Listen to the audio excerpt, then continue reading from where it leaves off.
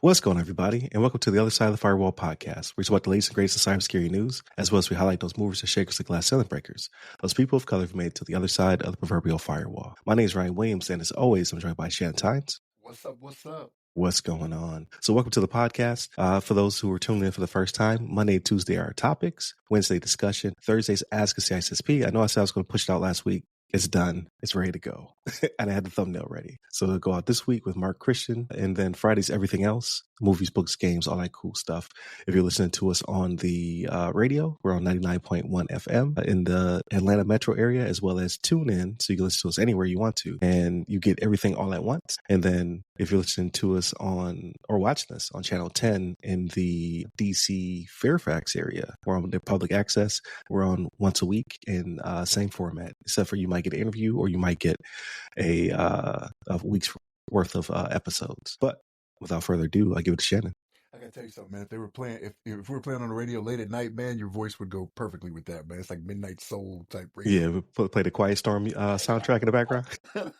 All right, everybody, let's get to it. So this first article is from Reuters by Christine Chen, and the title of this one is "Hackers Strike Australia's Largest Pension Funds in Coordinated Attacks." All right, so same thing every week, right? We always got some type of cyber attack or something like that, but in this case, it's hitting Australia, right? So what they did was the hackers targeted Australia's major pension funds, right? And it was 4 different companies that they hit, and this is kind of crazy, right? So for me, it made me look this up. I was like, okay, I saw the numbers, and I was like, well, what's the population of Australia, right?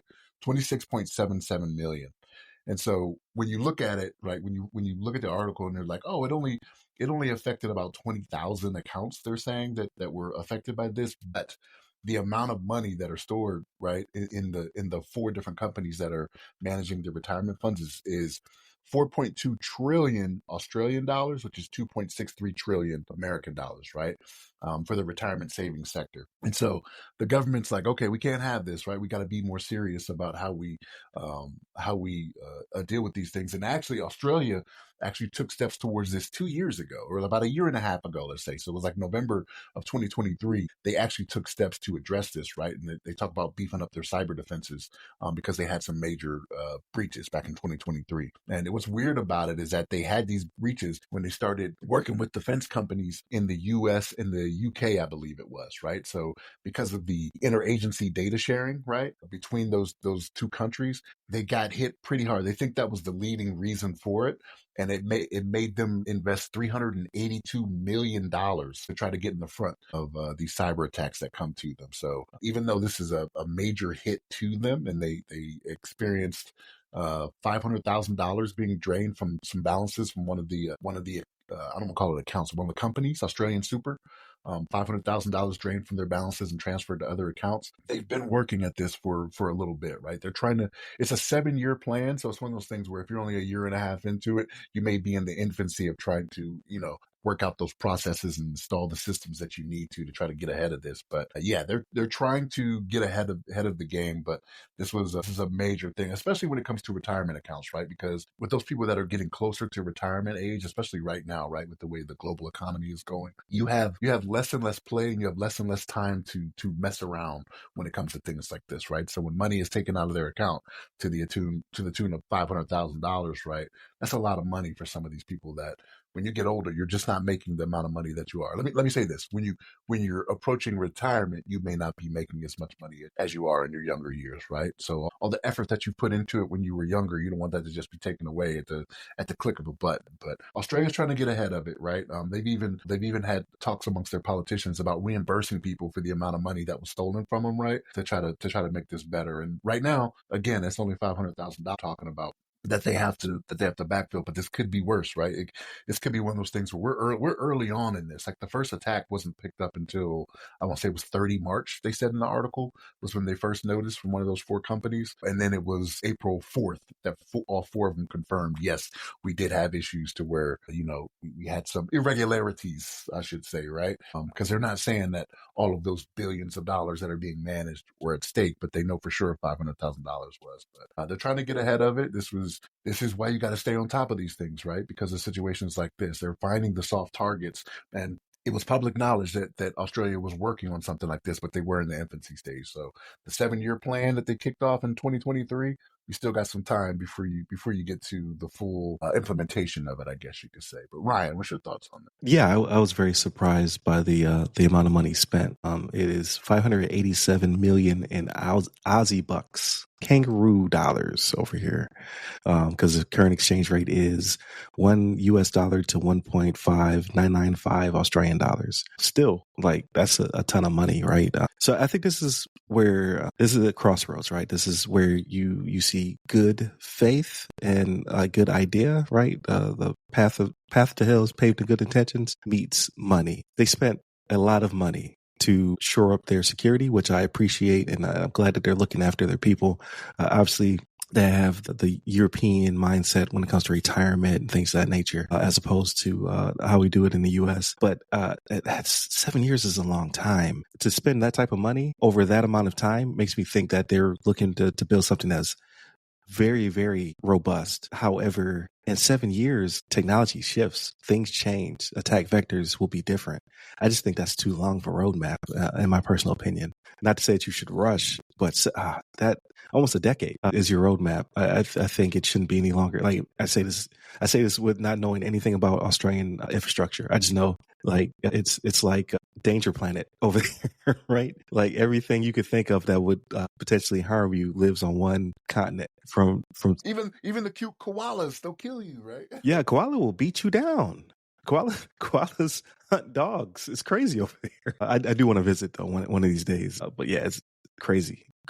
Their wildlife is ridiculous. But I just think 7 years is too long, and I think that this is a telltale sign of that roadmap being just too long in maturation, right? Like you should, in my opinion, should be half that time.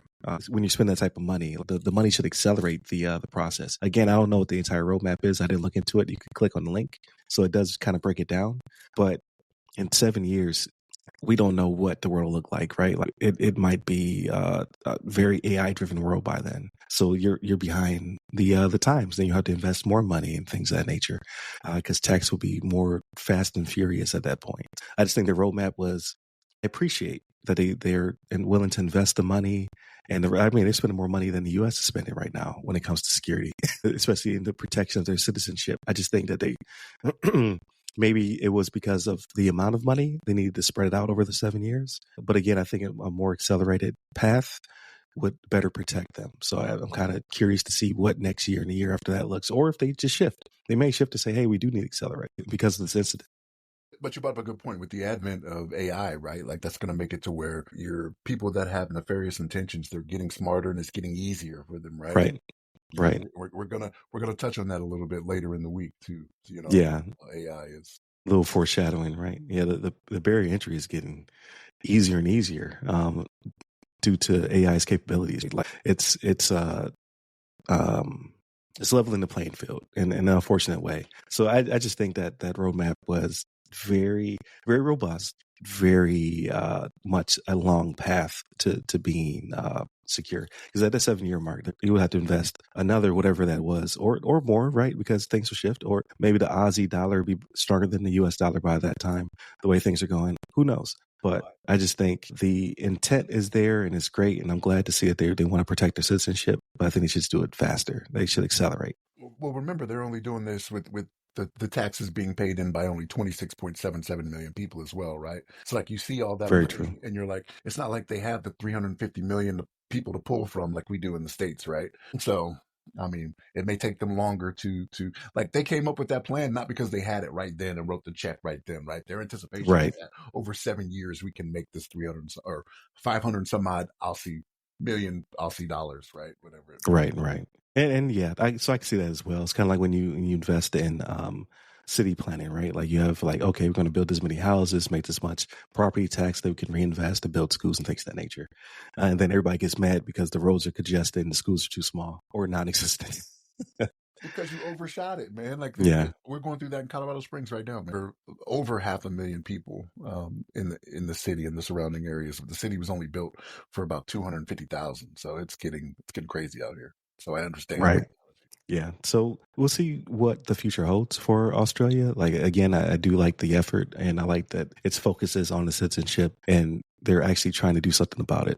I just think you need to do it a little bit. You need to accelerate the pace a little bit because, yeah, I think the next 5 years is going to be a turning point. Just the rapid pace of both technology and, again, we're foreshadowing, but AI in general is going to be different by that time. But thank you for tuning in. Again, Monday, Tuesday, our topics, Wednesday discussion, Thursdays, Ask CISSP. Definitely check those out. I have one coming up with Mark Christian as well as with Alfredo Nash, friend of the show. And then Fridays, everything else, movies, books, games, all that cool stuff. Hit up all the websites that go by our name, The Other Side of the Firewall, The Other Side of the FW, or Ask CISSP. Personally, I'm at RY Security Guy. That's RY Security Guy. You can find me pretty much on every platform, but LinkedIn is where I'm most responsive. And we all know Shannon's in incognito mode, so no social media presence to be had. Stay safe, stay secure.